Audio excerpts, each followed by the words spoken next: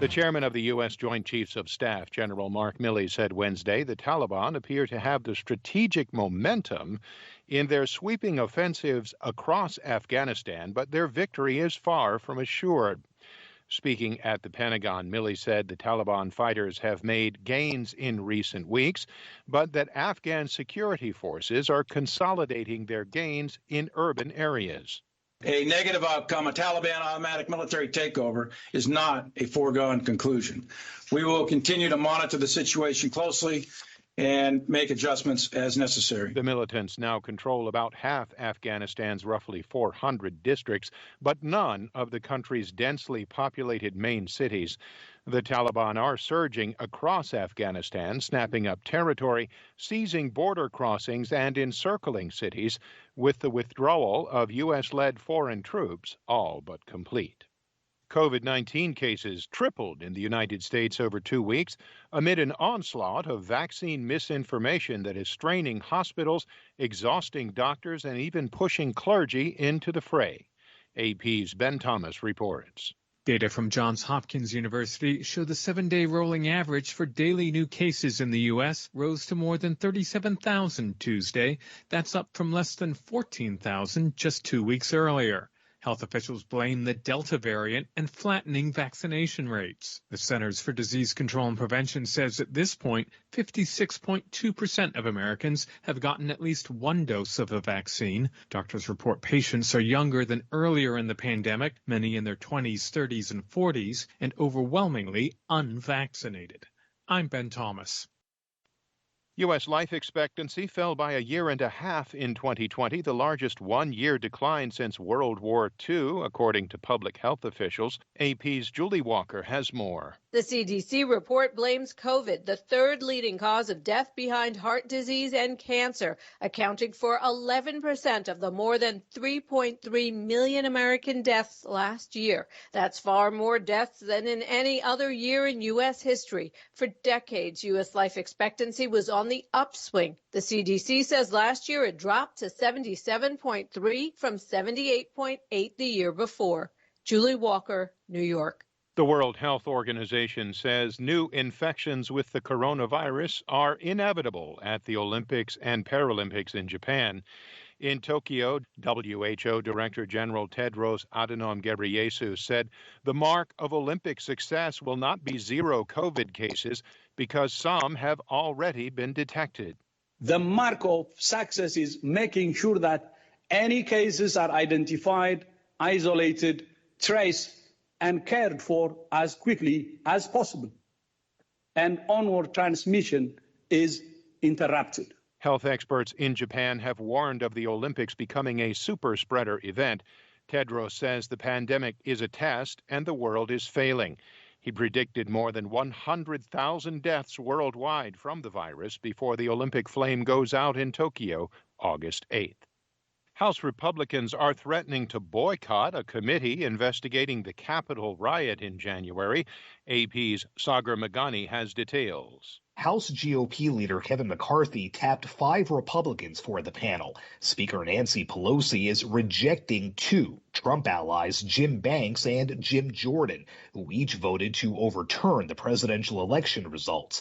Pelosi wants McCarthy to name replacements. Instead, he's accusing her of an egregious abuse of power and threatening to boycott the panel. Unless Speaker Pelosi reverses course and seats all 5 Republicans, we will not participate. Democrats have already said the investigation will move ahead with or without McCarthy's choices. Pelosi picked 8 members, including Republican Liz Cheney, who says McCarthy's trying to block the probe. The minority leader has attempted to prevent the American people from understanding what happened. Sagar Meghani, Washington. On Wall Street, it was a positive day Wednesday with the Dow Jones Industrial Average up 0.8% at the close. The S&P 500 also added 0.8%, while the Nasdaq gained 0.9%.